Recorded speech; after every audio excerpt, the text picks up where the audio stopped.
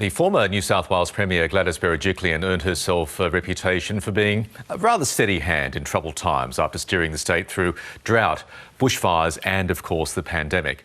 She won praise for her efforts, but throughout it all, she harboured a big secret, even from those closest to her, one that played a big part in her eventual fall from grace. Award-winning Sydney Morning Herald journalist Alexandra Smith goes over it all in her new book. It is called The Secret, and Alexandra joins us now from Sydney. A very good morning to you. Good morning. Reading the book, going back to the days when Gladys Berejiklian first made her way into Parliament, there's a common theme which continued all through her career. She was determined, she worked hard, she showed grit, determination. That was one of her defining characteristics, wasn't it, in politics? Yeah, it was, right from the very beginning, from, when she had to really fight to get into the Young Liberal presidency, which was the start of her career, her political career. She had to work really hard. Nothing was handed to her, and that was sort of the start of how she went through her whole time, starting, as an MP who only just managed to win her seat in Parliament by just sort of 100 and so votes, all the way through her career to when she eventually ended up Premier. And like you said, she worked for 2 years straight without a day off through the bushfires and the pandemic.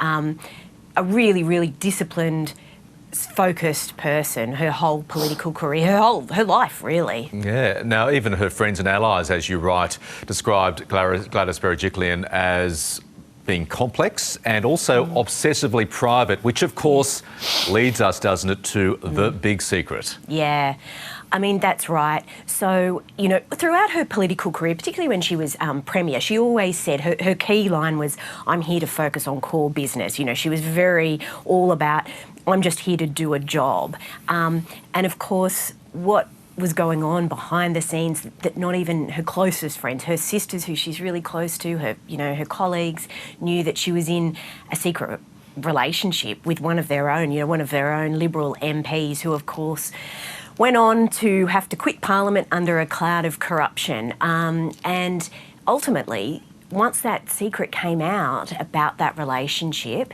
and the Independent Commission Against Corruption launched an investigation into whether Gladys Berejiklian had breached the public trust by not revealing that relationship, that secret was her undoing in her political life. Would things have been dramatically different if, for argument's sake, Gladys Berejiklian had revealed many years earlier her relationship with fellow MP Daryl Maguire?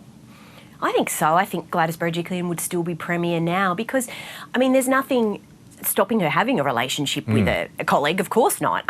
It was that, obviously, he was in Parliament, she was a senior minister, and then, of course, the most senior minister, the Premier of New South Wales. And she declared a lot of other things, She declared to her cabinet colleagues that she had some second cousins who worked in the public service. She made other sort of much more low-level declarations. And I think had she been able to declare that she was in this relationship, I think Gladys Berejiklian would still be Premier now. When this relationship was sensationally revealed in that Corruption Commission hearing, Gladys Berejiklian went on this publicity offensive, essentially declaring herself being the victim of a bad boyfriend. I'm paraphrasing, but that was the core of the argument. And you spoke to one of her former staffers, Lisa Mullins, who used to be her press secretary many years ago, who wasn't too impressed with Gladys's line of argument there. No, Lisa Mullins was really disappointed. That they'd been really close, they'd been friends, Lisa had worked for her, and, many years previously, before Gladys's relationship came out, she'd confided in Lisa Mullins that she was in love, and she refused to say who the man was.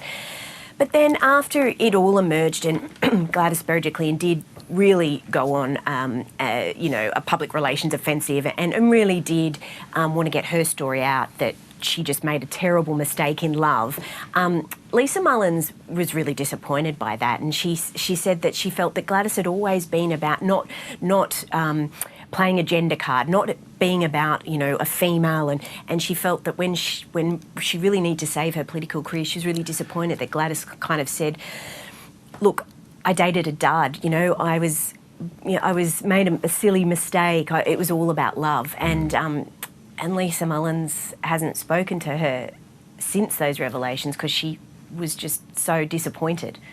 Alexandra Smith, congratulations on the book. Well worth a read for people not just in New South Wales. Thanks for joining us. Thank you.